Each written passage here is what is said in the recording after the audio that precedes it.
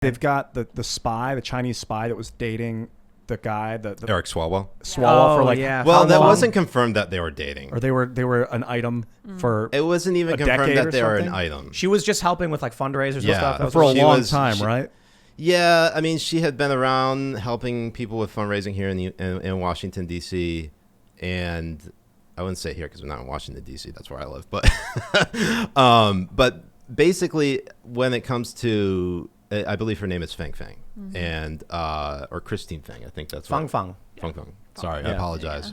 We had China Uncensored on the show, and so we got the correct pronunciation. Oh, Chinese Uncensored. Nice. So Feng Feng, she had basically embedded herself as a sort of like a I guess not like a money roller, like basically someone who would, a cash bundler. Yeah, that's the best way of putting it. Someone who would raise money for different political causes, and then somehow throughout the running of it all, Eric Swalwell was briefed that she's actually a Chinese spy, and then he basically had to sever all contact with her. But now this just happened. McCarthy has tried to remove Swalwell from the Intel committee over the Chinese spy story. So this is just from the other day. Oh, wow. I believe it did fail, though. They said the resolution will not likely pass in a Democratic-controlled House. Think about how insane this is. This dude was being helped, a Democrat, by a Chinese spy. And they're keeping him on the Intel committee. It's like, okay, let him stay in office, but don't give him access to Intel reports. Mm-hmm. They don't care. They really don't care. That's why I'm saying, man, I wonder how many of these people are in on the take. They know what's coming, and they're like, got to butter my bread. You know what I mean? How many more spies are there? That's one that we found out.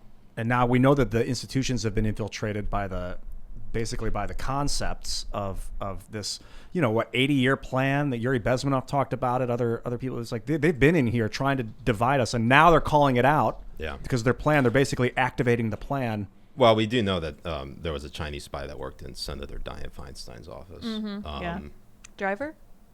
I think so. I have to confirm that. But so this is from back in August of 2018. Yeah. Details surface about Senator Feinstein and the Chinese spy who worked for her.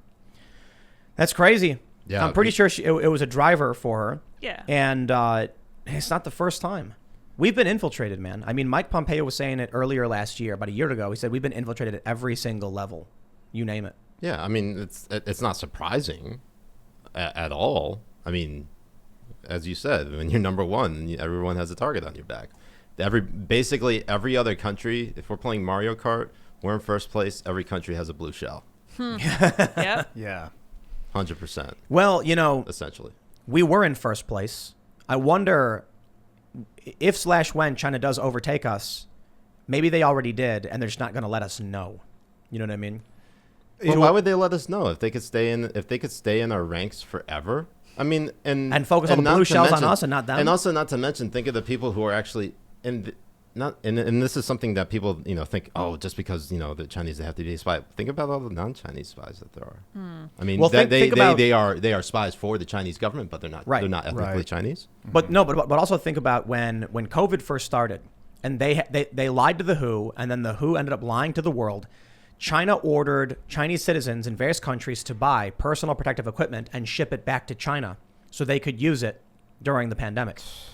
While they were lying to us, saying everything's fine, don't worry about it, they were instructing their citizens. These people weren't spies. Mm-hmm. They were just people who were living in other countries for school or for whatever reason, working at the behest of the Chinese Communist Party.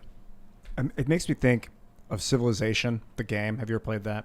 It's been a while. Cool game. And I think the Chinese have overtaken us militarily, but not culturally, not scientifically, I don't think. No, they stole all our intellectual property. Yeah, they steal. Right. They basically are trying to steal to keep up. So they have overtaken us in some ways, definitely militarily. I think. What's that thing where the 1,000 Talents program, where they're buying up these college professors, offering them cash, then the professors are lying about it, getting caught and getting arrested? Yeah. Are you serious? Yeah. There's been a bunch of professors now who were secretly taking money from China, and then some of them got caught. They were not reporting this money, so they were getting grants from the U.S. government and also getting money from the Chinese government. My God. And effectively, my understanding is they were sharing this data with the Chinese Communist Party. Nazis. Think about it. If you were alive in 1930, what side would you have been on? Now you get to choose. Will you take their money? Will you take that Nazi money? There were a lot of people in America who did. That's the problem. Is that there are too many people who and this is, obviously because hindsight's 2020, and we always look back and think of, if another Holocaust happened, how would we react to it? It's happening. I mean, it is happening. Yeah, but that's the thing is everybody thought that, and I referenced the Syrian civil war because that seemed like an interesting, that was a very bloody affair that has winded down. But everybody, there were a lot of people in the United States clamoring for intervention, thinking that was basically another genocide that was taking place. And then we have this situation here in Xinjiang with the Uyghurs being locked up in re-education camps. We're seeing drone footage of them on train platforms, all in jumpsuits, blindfolded, shaved heads, hands and feet bonded up. And that is the closest thing I have ever seen in my life to what we saw in the Holocaust. Closest thing. And I'm still afraid to compare that to the Holocaust because of what that suggests. And so you can say that they're going to modern day concentration camps. That is as far as that's to the extent that I'll go, because there is these people are being persecuted for practicing their faith. There are people being persecuted for expressing different political views, for people who want democracy in Hong Kong, and all of our nothing will move. Nothing. No needle will move in the right direction because all of the corporations that were formerly part of the United States have all sold their souls to China. This time will never stand up. Right. For it. A lot of them, not all of them. This time, Not all of them, the but a lot of them. ethno-authoritarians, it seems like they're going to win. It seemed like that with the Nazis too for a while. When they invaded France and took control of France, it was like, this is it, man. The British, Winston Churchill would just tell people, we're going to survive. We're going to get through this. He didn't know. He was just getting their hopes up. For sure. China's not stupid enough to just storm the borders of India necessarily. Right. I mean, the conflict happening on the border with India is what was it? They were fighting with sticks and stones. Yeah. Because they know there's going to be fighting, but they know what propaganda is. They know how information warfare works, and they know what will happen if all the people of the world demand conflict. Mm-hmm. It's bad enough they got the concentration camps, but a lot of people still will be like, we're not going to do war. It would wipe out the planet. If they stormed into India with guns and took land, then everyone would freak out and say it's happening. It's happening anyway. Yeah. We got to stop it from happening. So they know better. They're going to infiltrate. It's going to be cyber attacks. It's going to be political warfare. Like who was talking about political warfare? Was that James? Was that God, James? we've had some great it? guests on Not this sure. last Or was week. it Kurt? I don't know. Lot of great people talking about political warfare, and that I think it was James. I think so. And we're not prepared for it.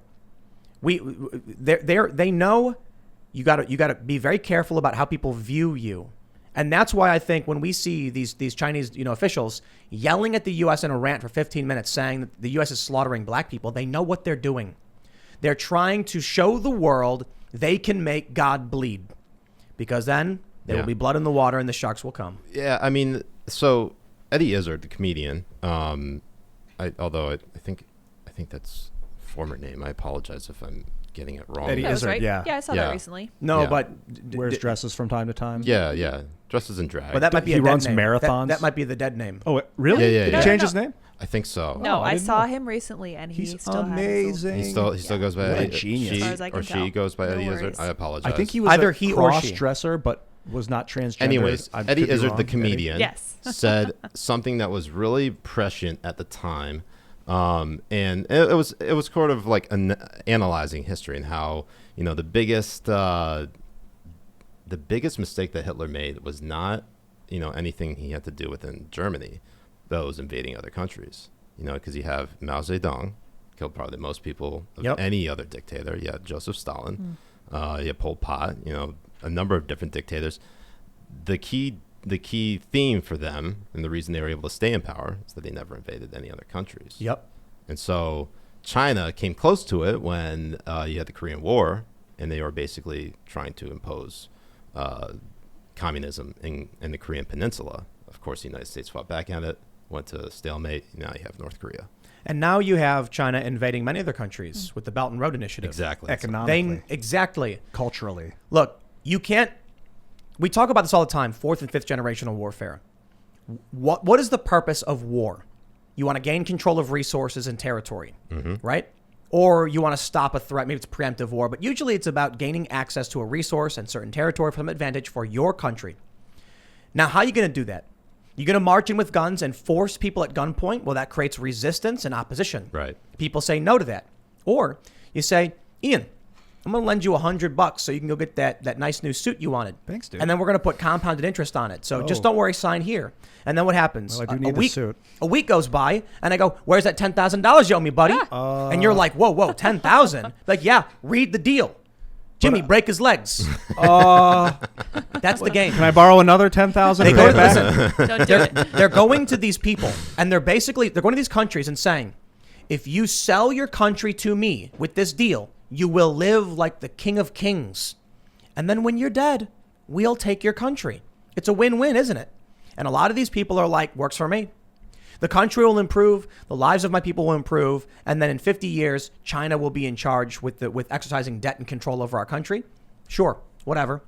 Short-term gain, long-term losses. They are invading, but they're doing it smart this time. They learned from us. The economic hitmen, which is kind of out of this playbook, they would do that. They would say, hey, we're going to give you a big loan, try and buy you out. And if the people refused, then they would try and assassinate the leader. And if they couldn't get to the guy, then they would declare all-out war. It seems like the Chinese aren't trying step 2 at all. They're very light about this slow, long bribery. They play the long game. But listen, Definitely. You only need step 1. When they go to one country and say, we're going to give you all this money to help you with your infrastructure, and that country says no, they go, okay, well then we'll give it to your neighbor. Good luck surviving. And they'll go, wait. That's the end of the game. People know that in these countries, they might have pressure where it's like, we've got conflict with these different groups, with these different tribes, with these different countries, governments. And so if China starts arming and building up their infrastructure, how long will you last? That's how it's going to play out. And now you can see with these Chinese officials basically making a mockery of the U.S., saying you're not coming from they literally said, it is wrong to say you're coming from a position of strength. People in your own country don't trust your own democracy. You're slaughtering black people. They smacked down the U.S. for 15 minutes. And what do? We fight. We have flame wars. We have culture wars. We are a silly people. Thanks for checking out this clip from the Timcast IRL podcast. If you want to see the full show, come back to this channel, youtube.com/TimcastIRL, Monday through Friday at 8 p.m., where you can leave comments and super chat, and we actually will read your comments on the show.